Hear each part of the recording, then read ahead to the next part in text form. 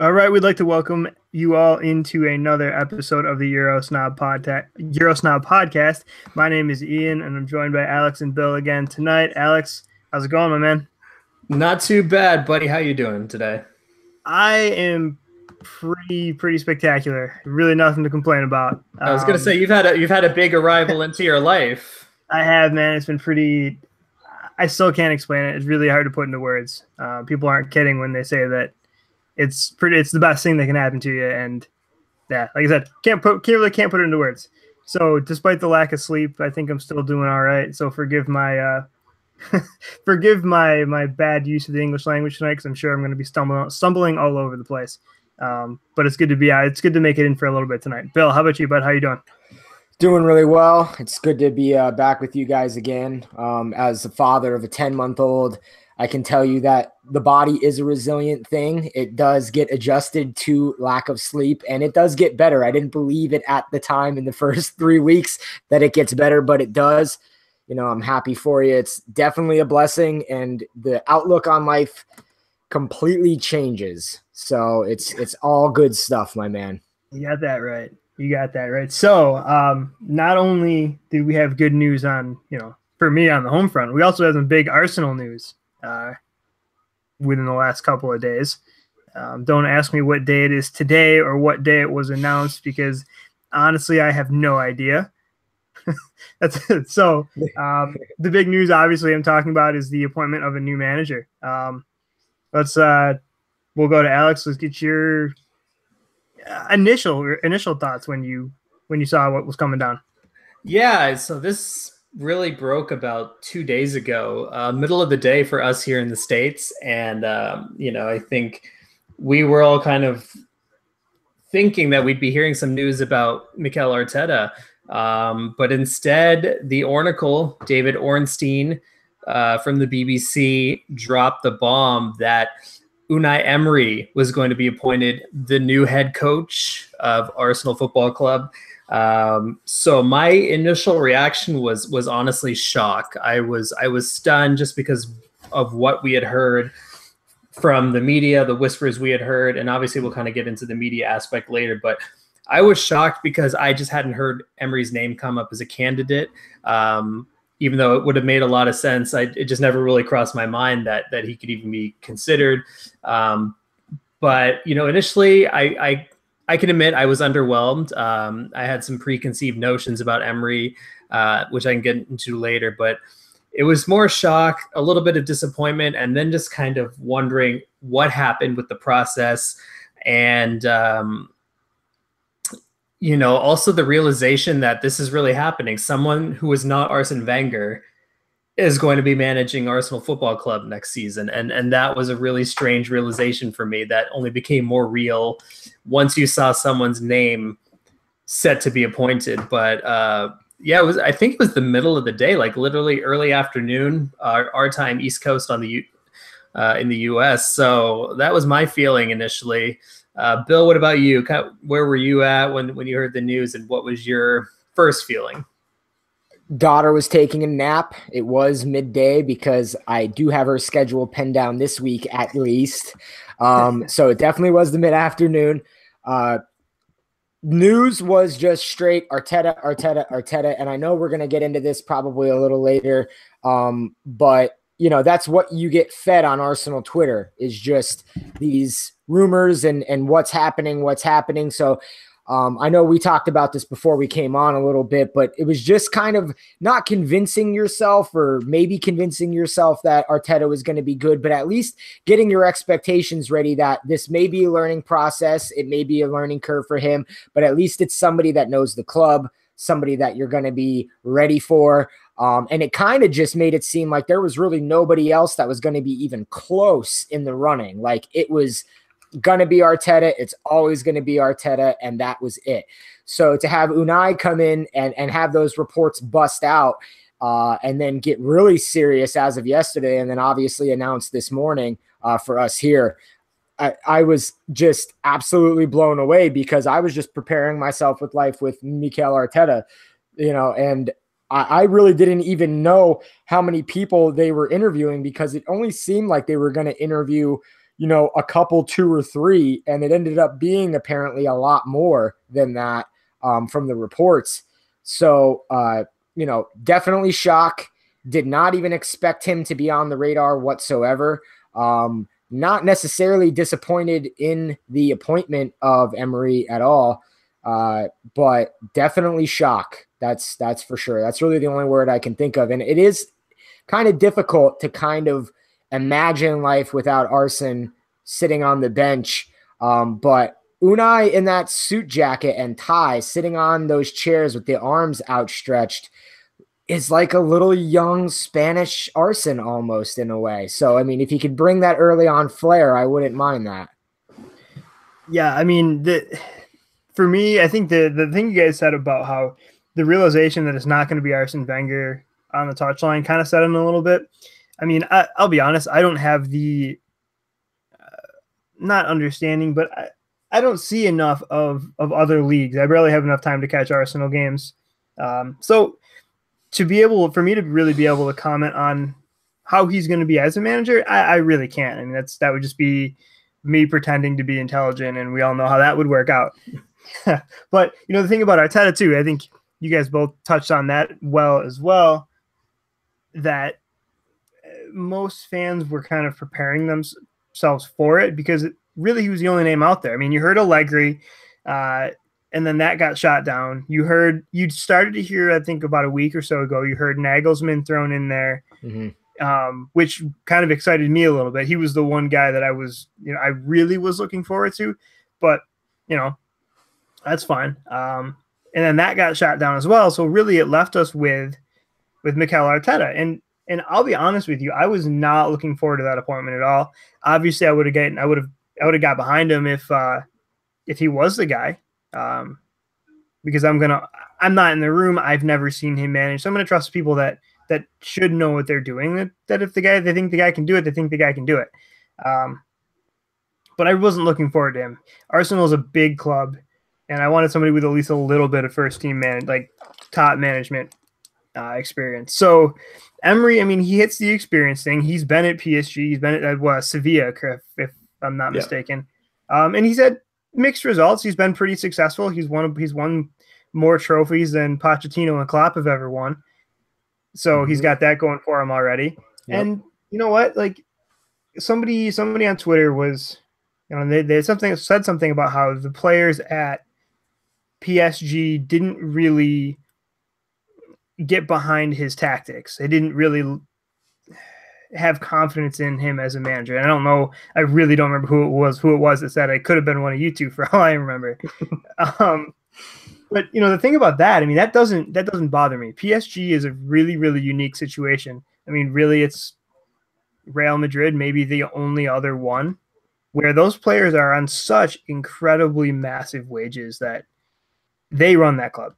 Neymar runs that club. Cavani and Verratti run that club. It's not the manager.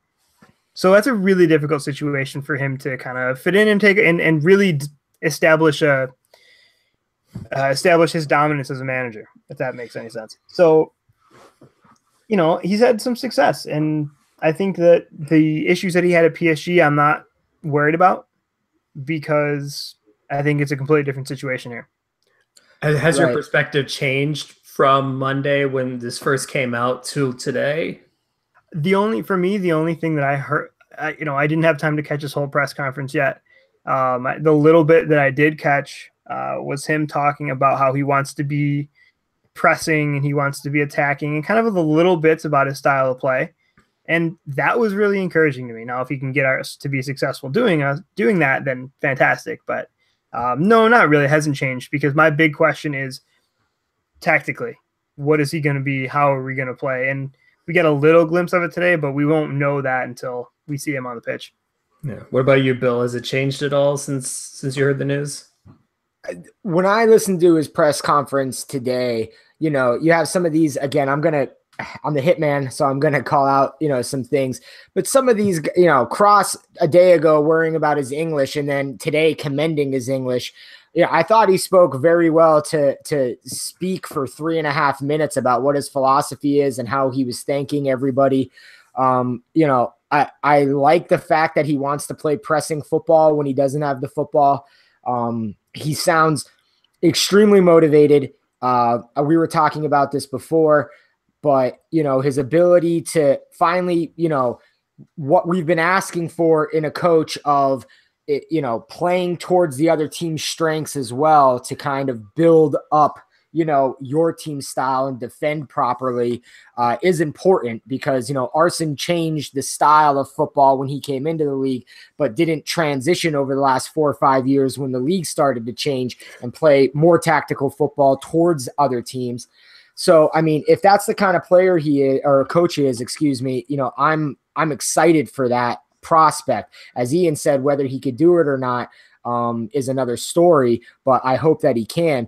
And I mean, in regards to the PSG, I'm in really complete agreement with Ian about this. And, you know, what does it say about PSG who hired him coming from only Sevilla, you know, who quote unquote only won, you know, 3 EL Cups? I mean, they were taking a gamble on him as well. So Arsenal fans being upset at this appointment because of a one-off situation at PSG is kind of juvenile to me. I think you have to get behind the man, and he seems very motivating and very, you know, like he wants to prove that he can do a good job and feels that this club is in a good situation for him to do that. So I like that he's willing to get more acclimated to the EPL and the English lifestyle.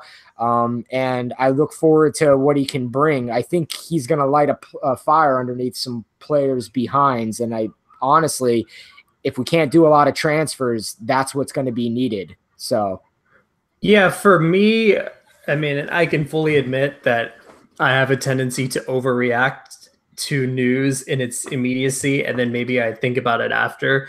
For me, on Monday when the news broke, and you know, I mentioned my initial disappointment, and you know, then I was reading some statistics that also kind of gave me pause, in the sense that in his last season at Sevilla, he didn't win a single away game, and having just experienced a season where Arsenal's away form made me cry, that was really concerning to me.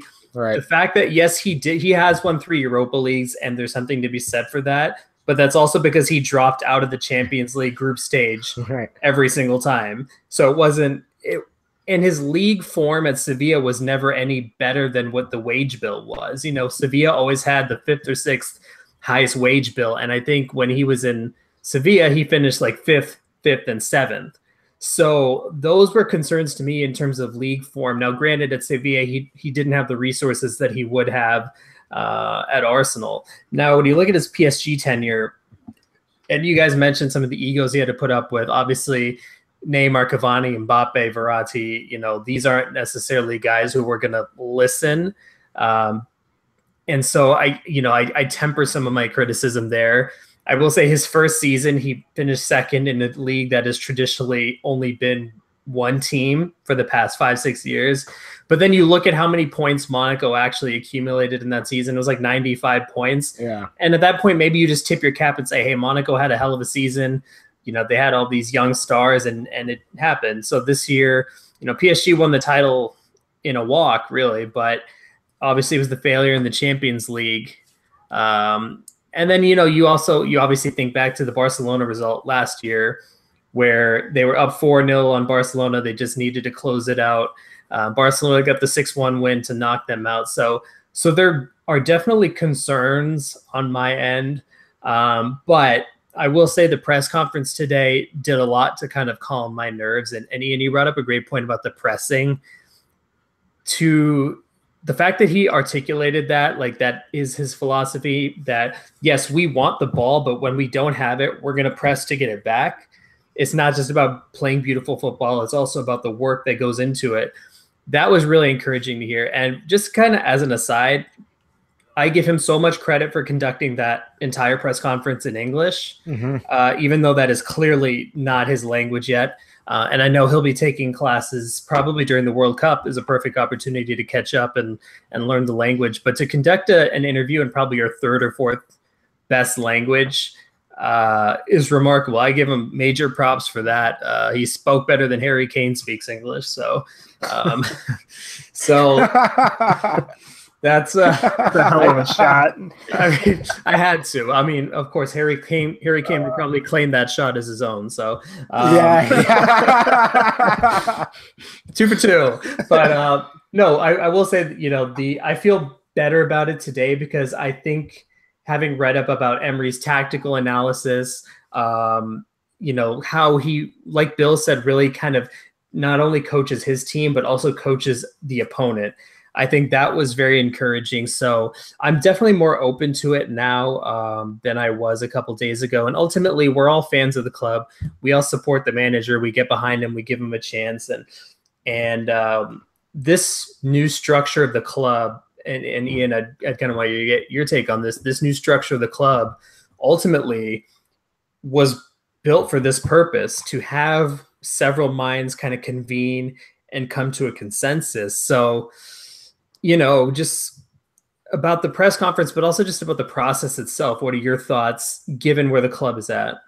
As far as the process, you mean the hiring process? The hiring process, yeah. You know, that's it.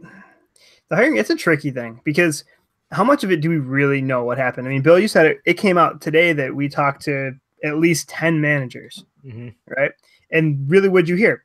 You heard Allegri, Arteta, and Nagelsmann. I mean, Vieira's name was thrown in there, but it was just kind of, it was more speculation than anything else, right? It was more people just looking to get clicks and fill space. So there's a lot that the club was doing that we didn't see.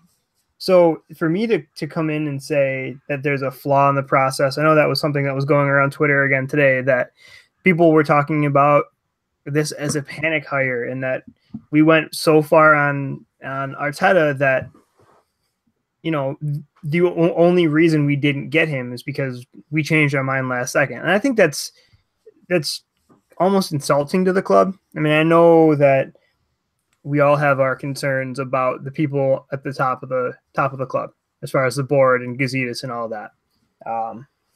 But that's a pretty tough thing to come in and say, because we really have no idea. I would have a hard time believing that they hadn't talked to, they didn't know that this was going to happen, or have an idea that this was going to happen 2 months ago.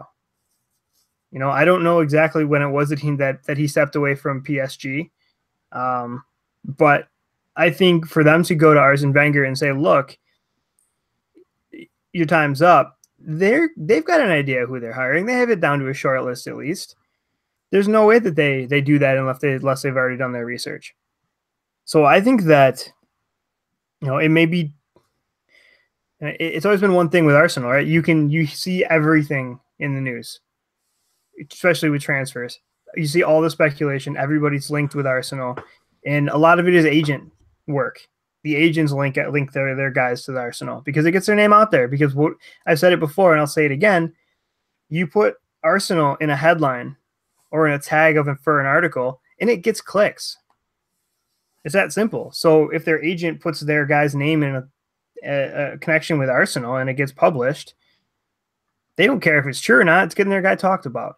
So I think I don't know if you saw that with Arteta, if that's why you saw so much. But I think there's, you know, a lot of what we were hearing in the news was stuff that was, you know, leaked to try and put people off what they were actually doing.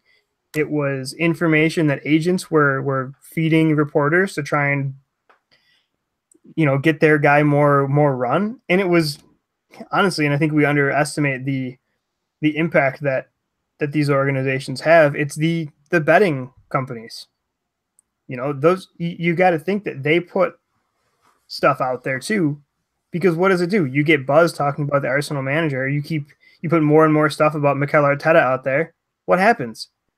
People put money on Mikel Arteta to be the next Arsenal manager. They get more money coming in. It doesn't have to be real links out there. That, you know, for a fact they've got people that are leaking stuff.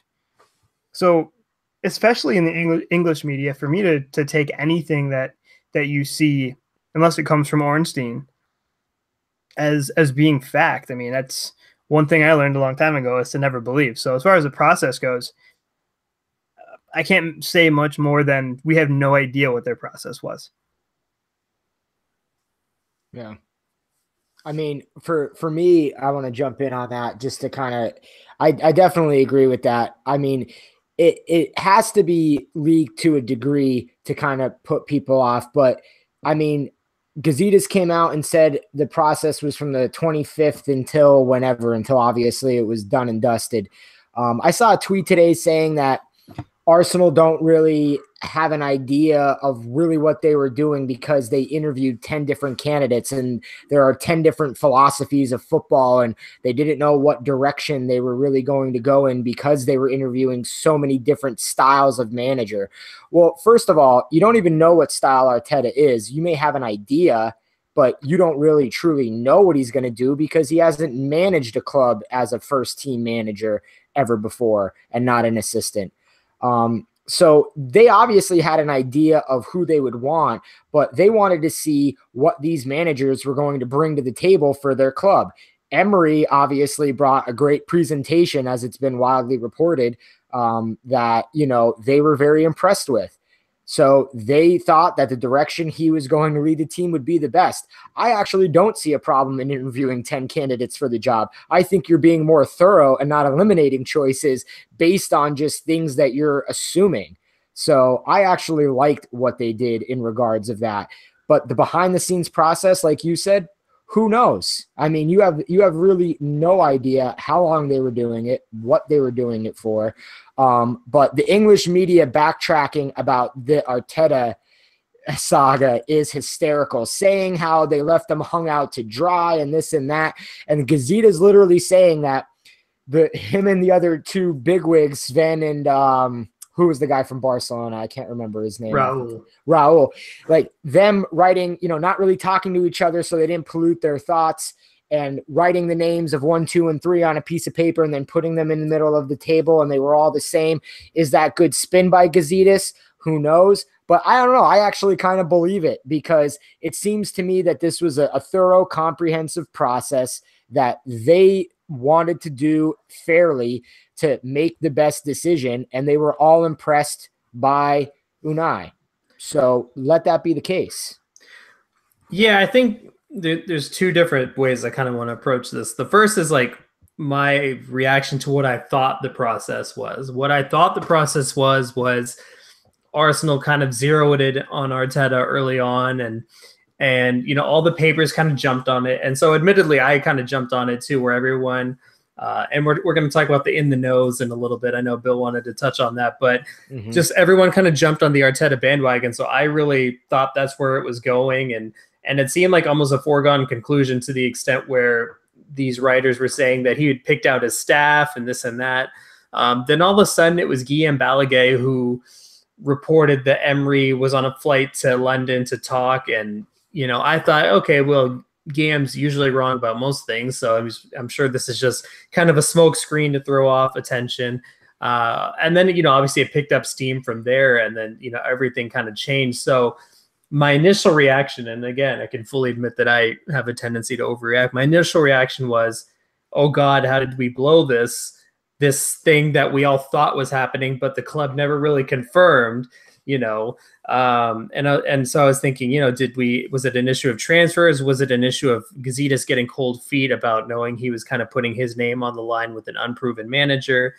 And then you kind of got into the what ifs, like what if Arteta is literally like the next Pep Guardiola, or anything like that. So then, you know, listening to the press conference today, and Bill, you mentioned this, like it could have been spin from Gazidis. We'll never really know. And Ian, like you said, we don't know the extent to which these conversations were happening. Gazidis did say they did in-person interviews with 8 different candidates. You know, so it's pretty easy to figure out most of those. I think, you know, you're thinking Arteta, Emery, probably Allegri, Nagelsmann. I would assume Brendan Rodgers was probably in there for an interview. I mean, obviously he was never going to get the job, but so people like that. Like Bill said, the process started, Gazeta said, on April 25th, and the first time Emery was interviewed was May 10th. So, I mean, obviously they circled through a few candidates and maybe just didn't like what they were hearing. Emery really, for all intents and purposes, Emery became available in February because that's when PSG was eliminated from the Champions League. And we knew as soon as that happened that Emery was not going to come back. There was no way after getting eliminated in Champions League 2 years in a row in the round of 16 that Emery was going to continue at PSG. So his name was just always a dark horse name. It only really got mentioned in passing by the Express. I think it was like on May 12th or 13th. So, you know, at this point, you know, given what Gazidis has said, you really just got to give him credit for creating kind of the ultimate smokescreen. I mean, no one saw this coming. And so, you know, I think having heard more, it's clear that the club did go through a process. You can disagree with the outcome of the process, but at least the fact that they did go through interviews, they interviewed candidates of different styles. I think there is something to be said for that. So if they've come to the decision that Unai Emery is the right guy after having listened to all these different people, then, you know, I give that a lot more credence. And from all accounts, the presentation that Emery gave to the club was apparently incredible. Ornstein said that he had like video analysis of all the different players at the club, including youth players. So, I mean, presumably he had video of like Reece Nelson and was breaking it down and saying like, this is how I would use him. This is how I would get the best out of him. There's other reports that he mentioned that he wants to build the team around Aubameyang and Ramsey, which I'm all for. So, I mean, apparently he just came in with a level of preparedness that other candidates just didn't match. So I think there's something to be said for that he really did come ready for this job. He didn't look at it.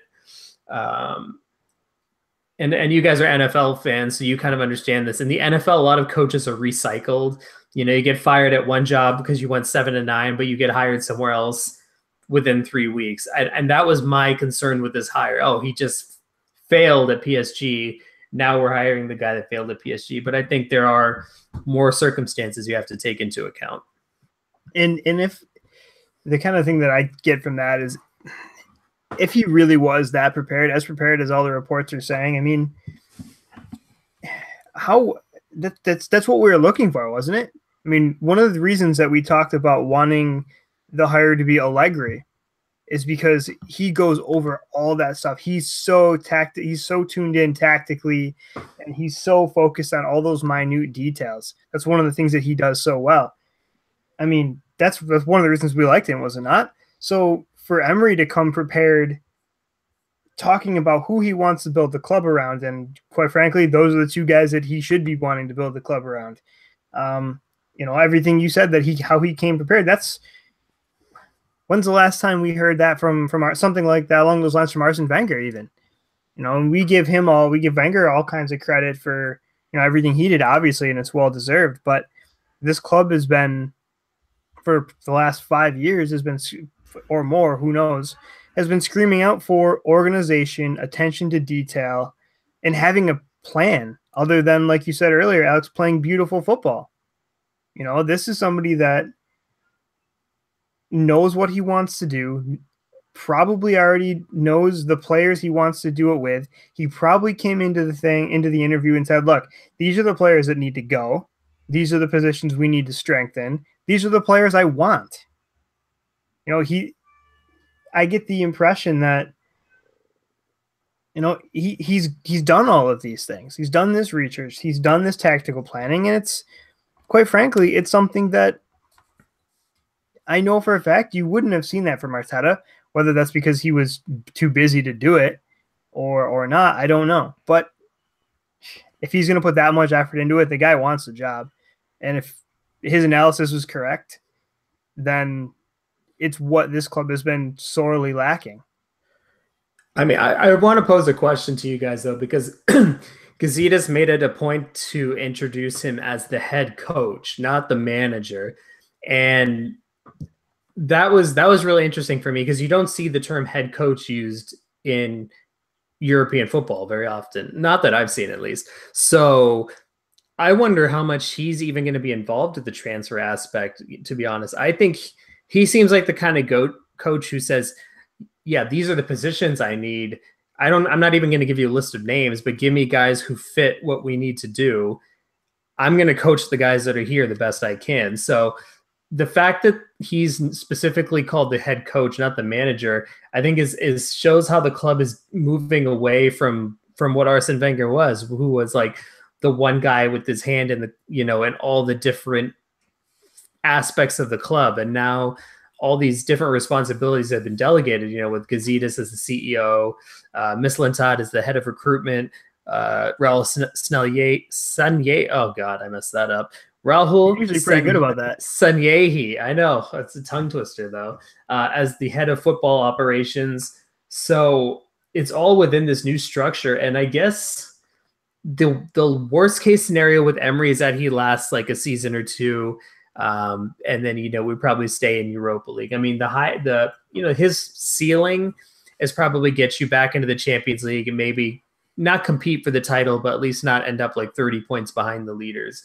And then, you know, worst comes to worst, in 2 years, then you can maybe go after a Nagelsmann or someone like that. I don't think you go after Arteta ever again, because I think that bridge is kind of irreparably burnt. But Bill, what was kind of your thought on that?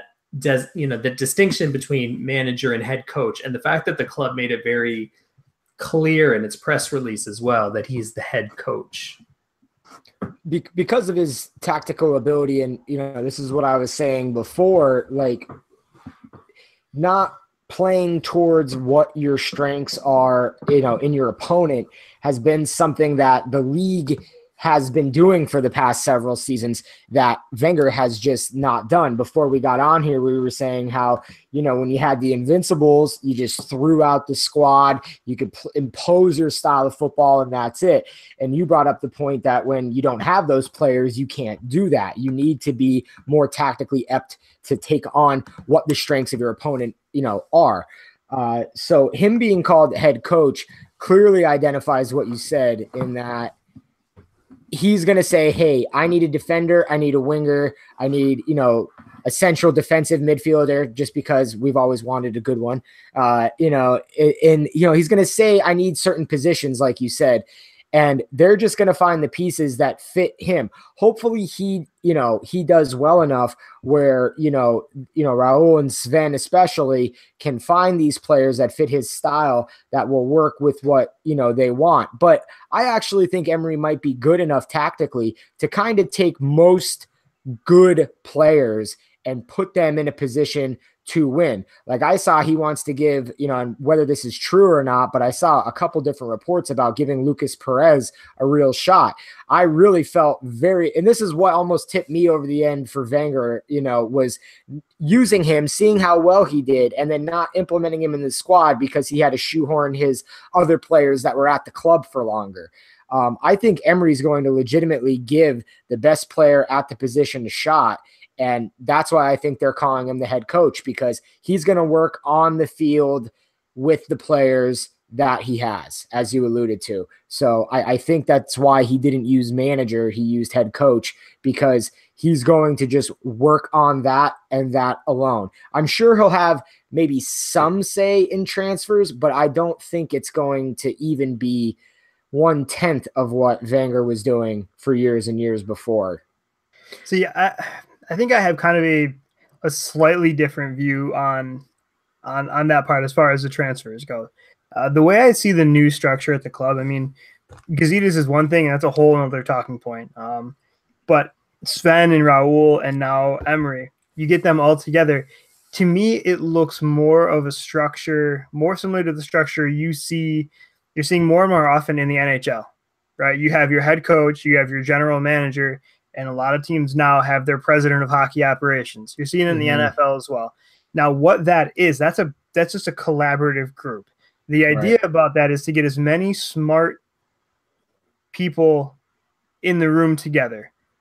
Yes, that, you know, actually, quite frankly, in a lot of those situations, the head coach, the general manager, they're both on the level playing field, and they report to the president of hockey operations. So I don't see it necessarily as, Emery, you only focus on coaching. You know, Mislintat, you do the recruitment, right? I think it's more, yes, ultimately those are going to be their jobs. They're going to have their defined roles where, you know, once they leave the meeting room, you guys all do these certain things. So they're going to sit down and say, look, okay, they say where do you need strengthening in the team? He's going to say, I need a winger, I need a center back, I need a holding midfielder, and I need a goalkeeper. And Mislintat's going to say, okay, what type of players do you need? He's going to explain the qualities, maybe give a few suggestions as far as players. That's the way it's all going to go. They're all going to have their areas of expertise to combine and say and put together their list of transfer targets. And they say, okay, let's based on everything that's been discussed, we rank the players 1, 2, 3, 4, 5. Sven, go get the first guy. You can spend this much money on him. Things like that. So I see it as being more of a collaborative effort within the room, and then they go their separate ways and do the tasks that go along with their jobs. Now, I certainly could be wrong. That's the way I interpret the situation. The other interesting thing that I think we're seeing in this is Ivan Gazidis is really, really putting himself out there. People are kind of saying that with them stepping back from Arteta, that he took a step away from the ledge. He wasn't putting himself out there quite as much. See, I see that completely differently. I think he's made it very clear through this entire process. And I know he threw that little bit in there about how all three of them flipped over the name and it was the same name. He has made it very clear that he is in charge of this operation. Look at all of the team's social media, all of their promotional videos and everything. Gazidis is featured in most of them. He's the one doing this press conference. He's the one talking about how, talking about Arsene Wenger being let go and how it was he has really put his foot down and said, I am in charge of this club. How's that going to work for him? We're going to see. But I think he's putting his ass on the line as much with this Emery hire as he would have been for Mikel Arteta. Either way, he's made it clear that he's the top dog at this club right now. I mean, he's definitely shown some renewed moxie within the past few weeks. I mean, starting with the Wenger you can call it a sacking, you can call it a mutual decision. It doesn't matter. But then, his comments after that about what he was looking for in the next manager. And then, yeah, obviously, like you said, it's a good point about him being in all the promotional stuff today, all the different videos. He was front and center. For some reason, that caused a stir on Twitter. I didn't quite get it. I mean, he's the chief executive of the club. Obviously, he's going to be involved with this sort of stuff. But certainly, he is kind of stepping to the forefront. And he said something at the beginning of his press conference about sources. And I actually want to throw this to you, Bill, about sources and kind of how he ran the process versus how it was reported on social media, because I know you and I talked about this off air, and I want to give you the floor to kind of talk about this. The one thing that I'm getting very happy about with Arsenal Twitter is they are putting up with less and less of this ITK nonsense. The plug AFC with his real estate connections, knowing Allegri was buying a house in London and all this nonsense, to Molly football, to the Arsenal horse getting into arguments with the club photographer, for Christ's sakes. It is blowing me away. And like you said, it gets everybody hyped up because it's Arteta, right? Everybody's jumping on that bandwagon. No, it's Allegri. No, it's Arteta. And I really, really want to put this out here to whoever listens to this podcast, and please spread this word. Put a tweet out. It's real quick. Stop listening to these idiots, because it is making people go insane. And everybody thinks they know what they're doing. They backtrack, and then in a couple months after the World Cup, it's going to be this player's coming to Arsenal, this player's coming here, this player's going there. This coaching hire should finally put the last nail in the coffin that nobody has any idea. And if Gazidis, as is being said, is taking as much control as he is, and if he did leak news that it was going to be X when in fact it was going to be Y, it is the ultimate smokescreen. It is the ultimate way to say, hey, you don't know. And when we were talking before, Gazidis had that quote that those who speak don't know, and those who know don't speak. So, everybody needs to get a life who spends their time on Twitter predicting this nonsense. I am getting sick and tired of seeing it. It is crazy. But I am glad, though, because I have seen more tweets calling out these people, calling it bollocks and everything else, which it is, than I have in the past, where people would blindly defend these people. And it just needs to stop. So I'm actually kind of happy I was shocked by this appointment, because it kind of put into other people's heads, hey, you know what? Maybe these idiots don't know. And I love all these people backtracking now. That's what my entertainment for the next 4 days is going to be, is these ITK call out threads that people put together. Those are the real heroes, because I'm going to retweet them nonstop over the next week, because people need to know where the BS is coming from. You know what I mean?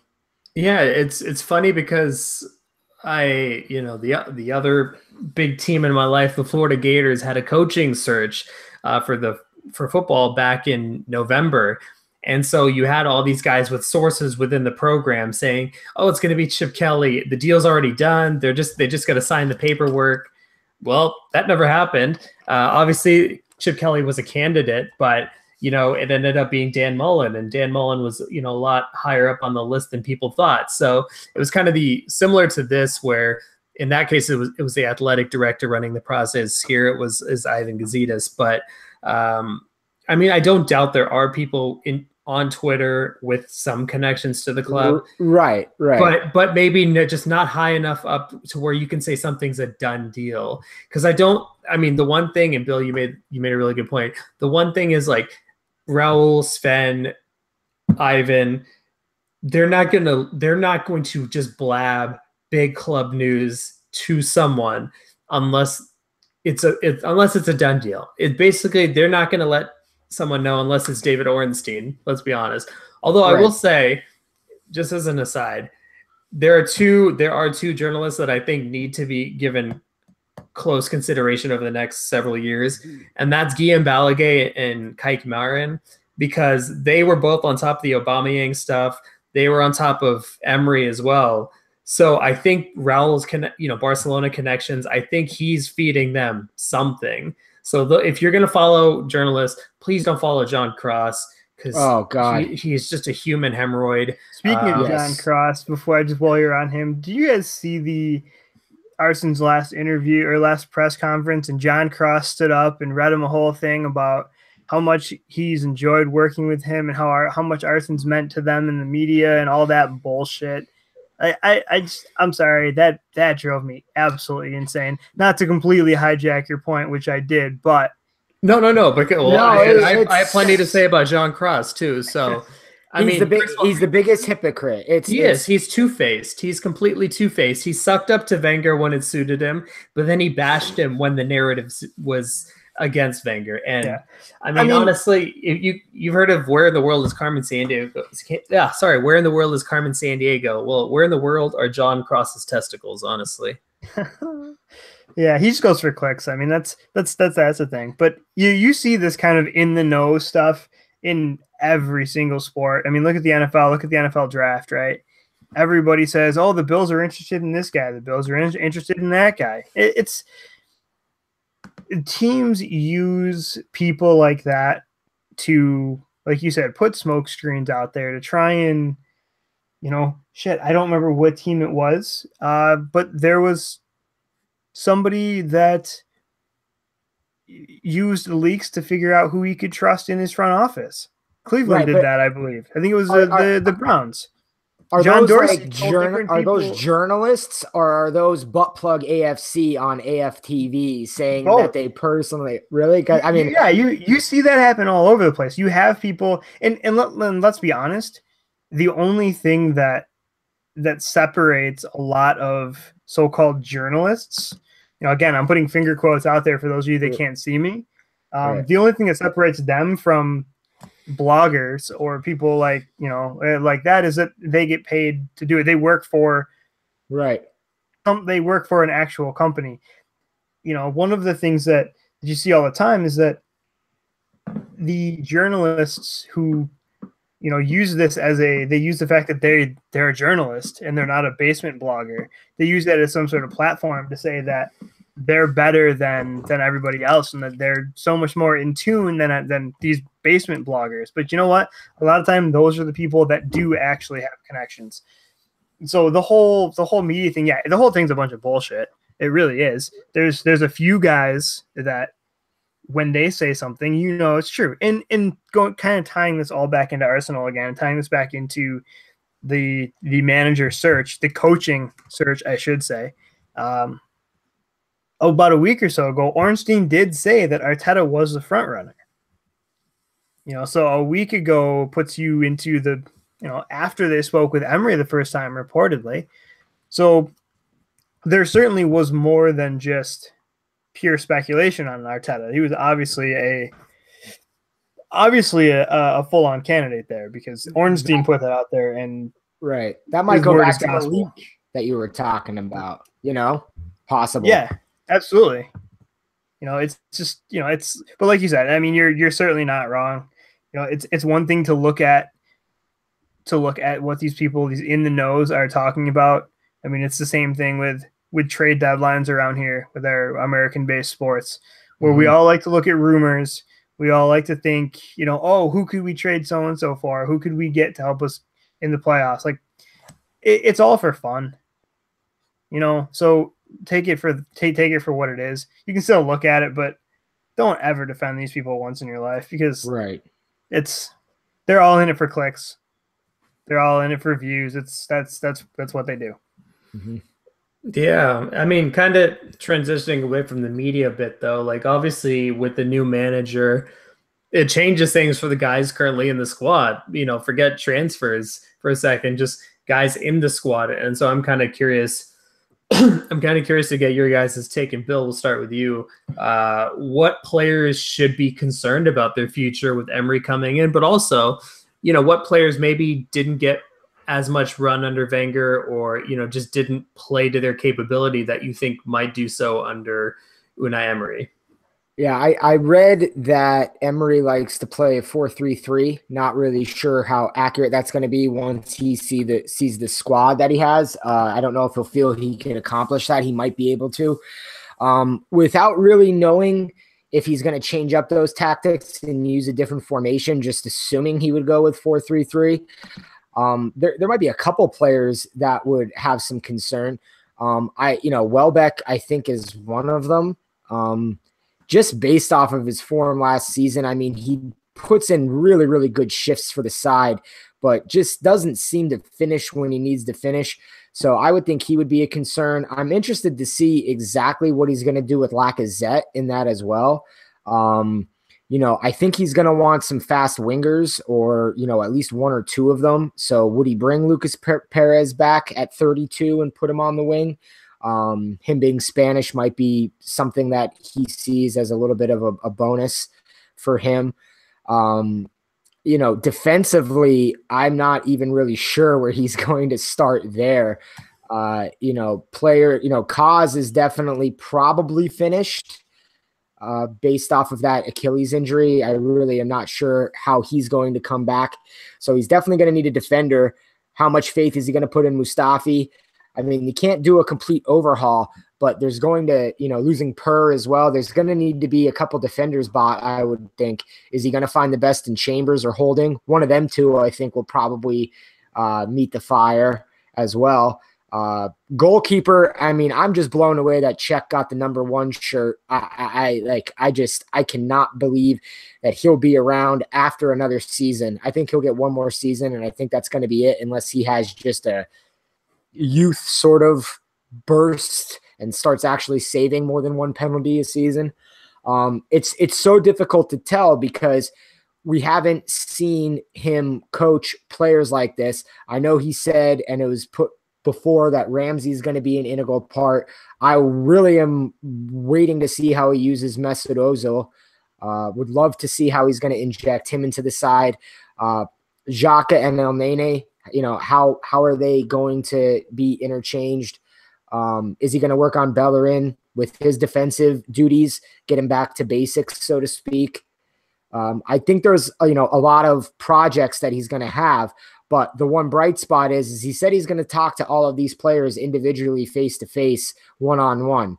So I think that that's a good start to kind of get it in their heads what he expects of them. And if he has all this film on all of the players and really did his research, as we were talking about, then, you know, I think he has an idea. It's just I'm not sure of what that would be right now. Yeah, for me, and this is where I'm gonna tap out on the podcast once I put this point out here. I got some baby duties to tend to, but for me, it comes down to there's 6 players on this current squad that I think are relatively secure in their future with this club. Mesut Ozil, Lacazette, Aubameyang, Ramsey, Xhaka, and Bellerin. Those are the 6 players for me. Make sure I counted correctly. Yes, I did. Those are the 6 that I think when you look at this club are head and shoulders above everybody else. As far as their ability, their maybe I don't want to say consistency, but as far as the ability of their players and quite frankly the versatility of quite a few of a few of them, they separate themselves from everybody else. They're players that you can build around. They're players that, you know, like I said, some of them you can use in multiple ways. So those really are the only 6. Now, Petr Cech, okay, yeah, 1 year left. They gave him the number 1 because, you know, honestly, I wouldn't be shocked if word came out before the season that he would hang him up at the end of the year. So it's kind of a tip of the hat to you that says you came here late in your career, you've done well for us, blah blah blah, whatever. You're the only senior guy here. I think that tells you that Ospina is without a doubt gone. Mm-hmm. But I also think that we're going to bring in a new keeper this summer that's going to compete with him. On defense, it's going to be a complete overhaul. Nacho's getting old.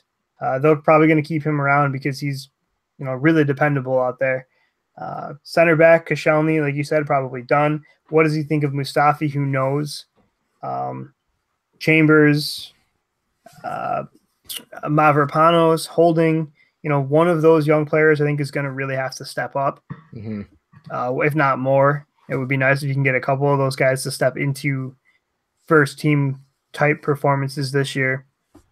Midfield, I think you can see, you know, El Nenny's probably good for the club. He's not going anywhere because he's good squad depth. He's versatile. He can do a lot for us. You've got your young, you know, Willock and Maitland-Niles that are going to stick around.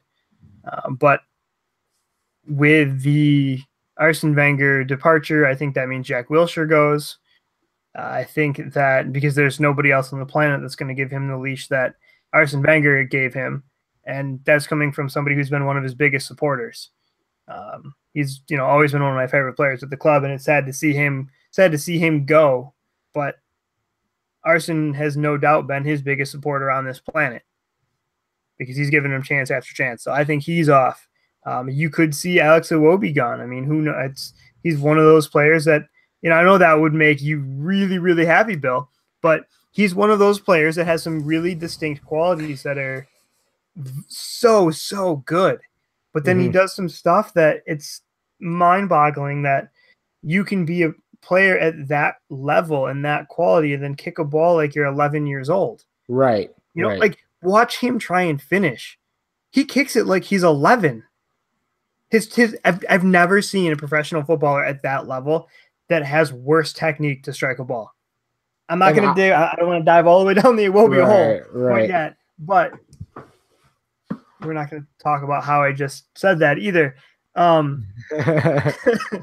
But you know, he's one of those players that how I think versatility is going to be a big thing for Emery. That's just me kind of speculating, I know, but he's a player. He does some good things and he does some bad things. I could see him gone. We have no wingers, so there's no wingers to really talk about. Danny Welbeck, you said it, finishing, he's useless, but he can put in a good shift. He can put in a good 15 minutes to at the end of a match when we're trying to lock something down because he does work hard defensively. There's going to be a lot of turnover, more than we think. You know, there's a lot of talk of, oh, we only have $50 million to spend, blah, blah, blah, whatever. I don't think that number is completely accurate. I think they're setting that on the low end to try and temper expectations. That may have been to try and put it out to potential managers that you aren't going to have a ton of money to spend.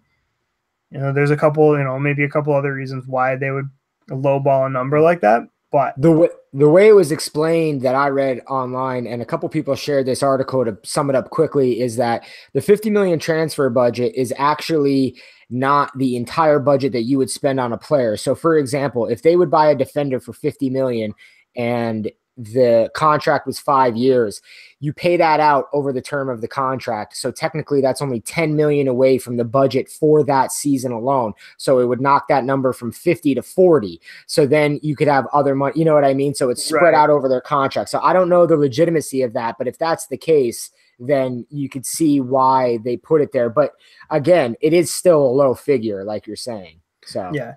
And that doesn't take into account player sales, right? I mean, there's a lot of guys that we've talked about that, you could see 5-6 guys go. Yeah, for me, I would actually kind of disagree with some of the names you listed, Ian, to be honest. I mean, you listed Lacazette as secure, and I'm not necessarily sure that's the case. Like, I can totally see a scenario where he gets sold this summer, not because he's not good enough, because he's plenty good enough, but because it's really tough to have two 50 million plus strikers when there's so many other holes in the squad and you do have a limited budget, and you don't want to put one of your best strikers on the wing. And Emery has played 4-4-2 on occasion, so maybe that's a possibility, but I could see a scenario where Griezmann goes to Barcelona and Atletico Madrid, who were the favorites for Lacazette last summer, come back in and we sell because we have Aubameyang. So I could see that as a scenario. Ramsey, I mean, I'm one of Ramsey's biggest fans, but if he doesn't sign an extension this summer, I think you have to sell him. You can't risk not getting anything, even though I think the team should be kind of built around him. Like, I would play a 4-3-3 and play him higher up and then maybe put Ozil on the right so he can kind of tuck in and still play centrally. So I'm curious to see how a lot of these guys fit in. I think with goalkeeper, yeah, I mean, obviously Czech is probably staying another season, and I think we buy one this summer, and we can get into some names later. But Ospina's gone. I agree with you, Ian. I think that's pretty certain to happen. Koscielny, I don't think will ever play a meaningful role at Arsenal again, which is sad.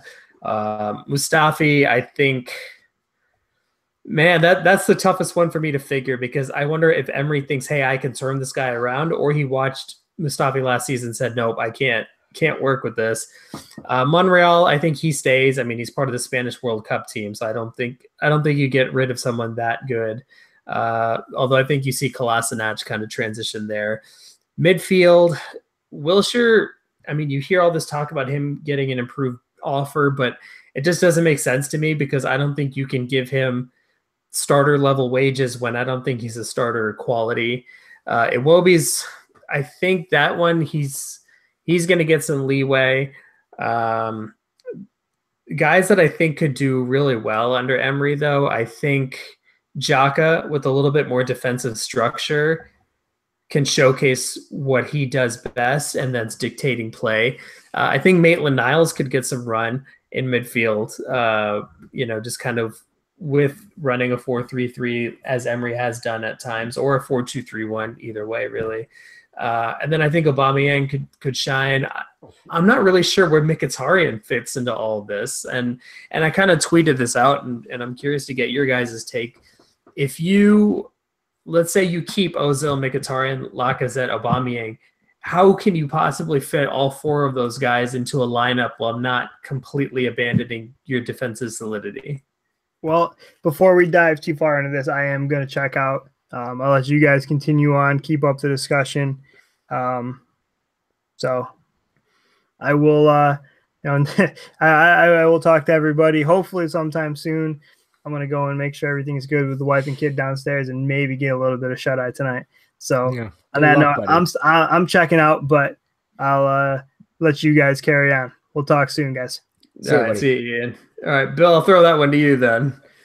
I mean, Mkhitaryan is definitely an interesting thing. I know that I saw an article on Twitter. I believe, is it Chris Wheatley who's the Arsenal correspondent for Goal?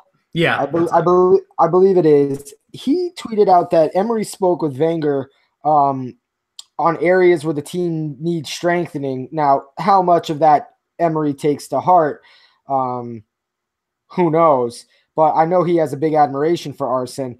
You know, I'm not sure exactly where he would put Mkhitaryan. I mean, he could maybe fit him on the wing. Not really sure, thinking that he's a true winger. It's definitely an enigma, and I actually am not sure where he would put him. I would assume he does put in a good work rate most of the time, but I'm not really 100% positive exactly where he would throw him. Yeah, I mean, he's one of those guys where you got him in exchange for Alexis. So I don't think you can really sell him a couple months after you got him. So at the same time, I don't know if he's comfortable being a squad guy either. It's really tough. But I mean, am I way off on my Lacazette thinking? I mean, can you see a scenario where maybe you need to raise some funds so you sell the guy that can probably bring in 50-55 million? I mean, I think that that's a realistic expectation, because who knows if Arsene was really even that keen on bringing Lacazette there. So, you know, it could be somebody that you could get a decent wage for and get some of the people that you need in. My only concern is with it being a World Cup year, I just don't know how much time there is going to be to make these things happen, unless Emery is going to be, and Sven and Raul are going to be more decisive than in years past since Wenger's not there, and not try to not disrupt players. But I mean, I know that is thing, but we used to hear transfers 4 years ago in the World Cup that ended up coming to fruition, you know what I mean, during the World Cup about some of these players. So I think it's possible, but the World Cup always throws a chink in the armor that just kind of puts a question mark on it. Is there going to be a lot of movement? Isn't there? Like, I think that there will be a lot of turnover. I agree with Ian with that, but where I disagree is I don't think it's going to be as much as we think. Like, Ramsey's a big question mark. I think he's really going to sit and talk with Ramsey and be like, hey, we're going to put this club around you, from what it sounds like, signing the extension, whatever. But Ramsey could be a wild card and could leave and not sign. So in that case, I mean, there's a lot of question marks with what's going on. And that's why I'm trying to temper my expectations, because it's really hard to see.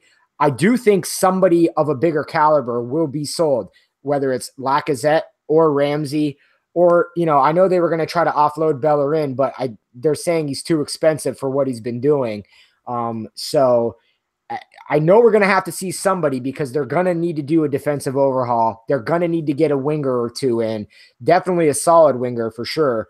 And I know Emery's going to want to spend some cash there. So I don't know how many are going to leave, but I definitely think a higher caliber player will leave. And if he wants to play 4-3-3, as I said before, it's definitely going to be Lacazette probably. But it's a shame because I really like Lacazette. I think he can do a job. I think the system failed him and the service failed him a lot of the times, because it was him and Ozil. When you saw him and Uba out there, he did a lot better, especially when he got his confidence back. So it's just going to be an interesting process this summer. Yeah, I agree. That link up with Aubameyang was so good at times. They really seem to complement each other well. So my hope is that you find a way to play them together. But then what do you do with Ozil? What do you do with Mkhitaryan? So, right, you know, Emery's really stepping into a tricky situation. And you brought up an interesting point about the World Cup affecting transfers. And I'm curious to see how that's going to work moving forward, because, you know, the World Cup starts in 3 weeks, something like that, 3 or 4 weeks, 3 weeks. Yeah. And so how much are you going to try to get done before then? And obviously there are players playing for countries that are not in the World Cup. So does that mean that you expedite those transfers? I mean, you mentioned center backs. There's been links to Socrates from Borussia Dortmund. I'm not a fan of that at all. No. I think he's regressed in the past 2 years. He's reckless. He gives the ball away too much, and his positioning is suspect. I know Sven knows him from his time at Dortmund, but that just seems like a lazy transfer to me. I get that you need a veteran center back, you know, with Koscielny injured, and then you have Holding, Chambers, Mavropanos. You need a veteran in there, especially because Mustafi is not an example for anyone to follow when it comes to defending. pair is gone. So I get it, but like, and I'm not trying to sound like one of these, your da types on Twitter, but I mean, Johnny Evans makes a lot of sense there because you get him for a low fee because his club got relegated, but he can do a job. He can communicate to younger players, and you're not spending over the moon. For Socrates, you're spending 15, 20 million. Just doesn't make sense to me. I saw links on Twitter. Again, we talked about links on Twitter, but I mean, it's talk about Kaglar Soyuncu, the Turkish center back from Freiburg. Mm-hmm. That really fits the profile of what I thought, or what I think Sven should be looking for. Young, up and coming, with upside. Maybe you have to polish him up, but there's a real big time player in there. Wingers, I mean, you mentioned it, bud, and they're, the elite wingers are going to cost you a lot of money. So how much are you willing to spend? And does that mean you're willing to part with a Ramsey or a Lacazette? Like a guy like Leon Bailey or at Bayer Leverkusen, or Malcolm, or any of those kinds of wingers, I think would be great. And then a defensive midfielder, a pure defensive midfielder, I think would allow Xhaka to shine a little more. It's tough thinking of names, but Danilo at Porto, I think he's a really good option. Or there's a few in the Premier League as well. So it's going to be really interesting to see how all this unfolds. And I'm gonna get a prediction from you here. I mean, do you think we finish a signing or more than one by the time the World Cup starts? That's what I was gonna try to get into in a second. I don't know. Is he going to be able to come in immediately and get to some of these players face to face to see if they're going to fit his style before they go off to the World Cup? Because some of these players go on holiday and then they go right with their national team. So is he going to meet with all of them to be able to diagnose what he wants to do? I mean, we don't really know what kind of style he's going to inject in the team. So it's so hard to kind of think, well, he plays this formation, he likes this style of player, so I can see this person going. It's like such a tough transition time. I definitely think that, for example, Ramsey and Lacazette are not going to the World Cup. So, if he were going to get rid of one of those players based on the situations we talked about, I think it would happen before the World Cup. Mm-hmm. And the World Cup always brings out one or two players that have a really, really good group stage or tournament itself, and that get shot into the stratosphere of transfers and, where they're going to go and everything like that. So, I mean, that also throws like little kind of wrinkles, in the timeline. I definitely think there will be at least one transfer done, both in and out, before the World Cup starts. I definitely think one out will happen. I don't know about one in, but I know about one out. And if the one that comes in, I think it'll be, like you said, somebody with some upside that, has some experience but is still young. That's what I think is going to happen. But I definitely think somebody will be sold before the World Cup starts. If they're in the World Cup, I don't know if it'll happen then. But it's crazy because Wenger always gave a lot of respect to the players not to mess up their mentality. Is Emery going to be the same way, or is Sven and Raul going to come in and Ivan and say, we need to pull the trigger on this? This needs to happen now. Yeah, because I think the other thing, and you alluded to this, is like you can line up a deal for a player and then say, oh, but we'll seal it after the World Cup. All of a sudden that player is a great World Cup, his value skyrockets, and then you're priced out of that deal. So I tend to agree with you. I think we'll see a few outgoings and maybe one incoming prior to the World Cup. For all that is good, I hope Socrates is not the incoming, but I have a sneaking suspicion. Before we wrap up, I do want to get your take on one last thing. And we saw that Santi Cazorla, our Spanish magician, is going to Villarreal to presumably finish out his playing career. And is it Villarreal or Valencia? Why am I? It's Villarreal. Okay. I just kind of want to get your memories of Santi as a player and his legacy at Arsenal. One of the best things, that 11, or I think it was 12-13 season, when Van Persie had left and we had gotten Giroud, Podolski, and Cazorla all together. I remember when all three of them would be on the pitch at the same time, they really, really worked well together. And Cazorla was at the heartbeat of just doing so much. And I remember Podolski started to not being played as much, which I know a lot of people hate Paldi, but I think it was a big mistake for Wenger to do what he did with him. Because when all three of them were together, you just saw a lot of magic. And my thoughts specifically on Cazorla were he dominated a midfield with Arsenal when he had almost next to nothing around him. Like his feet and work rate and what he had to do to get around players, because he basically had no help. Like no real, I mean, there were other midfielders there, don't get me wrong, but I mean, it was basically him a lot of the time. The things that he put in were amazing. He doesn't make that free kick against Hull in the FA Cup down 2-0. I really don't think that the team comes back. I mean, he scored a goal at the time that it was needed, you know, besides obviously scoring first. But I mean, to make that free kick, you know, I'll always have memories of that. I'll have memories of him with the you know, little one touch back and forth on a couple of those goals. I believe for Wilshere and Rosicky. You know, but I'm most impressed with the fact that he was able to be as good as he was in a midfield where I don't believe he had as much support as other midfielders have that make them look better than they actually are. So that's my thoughts on him. And it's unfortunate that he went down with an injury for as long as he did, because I mean, he made Coquelin look good. All right. So I guess end with that one is he made him look real good. So, you know, that's enough said right there.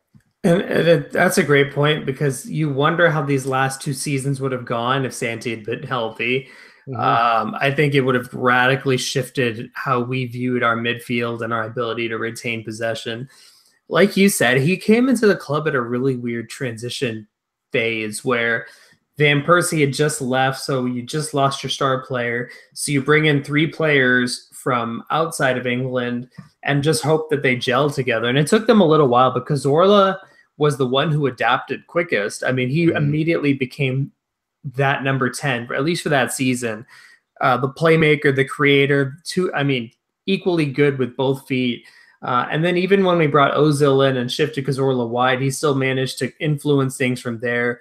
I mean, he had some of the best close control I've ever seen. You know, he was able to maneuver himself out of such tight spaces. You know, he got kicked all the time, but never complained. Mm-hmm. That Hull City goal, like you said, man, that honestly that might have changed the complexion of Arsenal's future. Because if he doesn't score there, I don't think we win that game. And that I don't think we go on to win the FA Cups later on. So I think he kind of started all this momentum that Arsenal did have up until last season. But he just played with such a smile on his face, and it made me happy to watch him. Like, you genuinely could tell he enjoyed the game.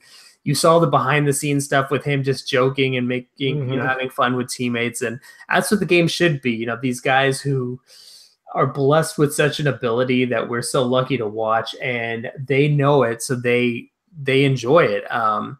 But I just wish we had gotten to see him for another season or two at his best. But I'm certainly, I'm happy we did get to watch him for as long as we did, and I'm glad he wore the Arsenal shirt. But in just wrapping things up now, I know, you know, obviously it's been a big week for Arsenal, so, you know, I certainly appreciate both you, Bill, and Ian taking the time to jump on and talk about this. It's a monumental week for Arsenal if you think about it, because we haven't had to do this in 22 years, and hopefully we don't have to do it for a few more. But you know, just any final words to the listeners and the viewers about Arsenal and just things moving forward. Yeah, it's an unprecedented type of thing. This doesn't happen in sport that often anymore, where you have a tenured coach for 2 decades. I don't know if you'll ever see it again. I mean, a lot of people say that, and then it does happen. But the way sport goes nowadays, with the money involved and how important winning is, I'm not sure if you would see it again. I think it was something great to have witnessed. You know, United has witnessed it. We have witnessed it. Not many other clubs have witnessed it in terms of the English front. In American sport, I mean, that it's a drop in the bucket pretty much of a coach lasting long. I mean, there have been a couple, but after a while, it's a changing dynamic. I think we would see it again in sport, but Arsenal's a club that in its history have done things the right way. A lot of people make fun of that, argue that, belittle that, but they do things the right way. They've gone through peaks and valleys.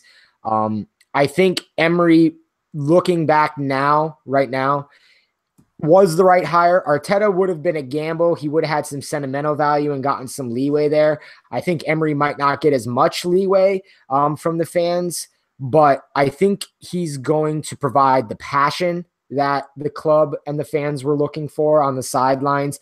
He's going to provide a spark. There's going to be some energy involved with him. And I think that's what a lot of people have been looking for, so to speak. I don't think people should expect too much in the first season, but I really do think they need to give him the 3 years to fully inject what he wants to do. And I hope he does well and gets more. Nothing would please me more than in, maybe this year, but in 2 to 3 years' time, lifting the PL title or the UCL. One of those two would just be fantastic. Nothing against an FA Cup or a League Cup. I would take those. But one out of those other two would just be amazing. I would love to. My goal for this next year is to finish above Tottenham Hotspur. I know that may be a small-minded goal, but I just need to stop hearing that they are, Arsenal's in a shadow and this and that. I cannot stand it. They have a manager who has not won any trophy professionally in 8 years' time of coaching. So that is my short-term little-minded goal. I'm tempering my expectations, but that's what I would like to see, and just give this guy a chance, because I think people will be impressed with at least the drive that he brings to the club, and that should be respected. Yeah, I just want to see improvement. I want to see tactical awareness. I want to see proper utilization of personnel. And I think it'll just be nice to see something new. I can fully admit Emery is not my first choice, and I still have my doubts, about his Sevilla league form especially, but he is the manager. Time to get behind him. That's our job as fans, is to support the club through thick and thin. And this is a big time for us. And so I just want to see that improvement. If you can get us back into the Champions League, that'd be great.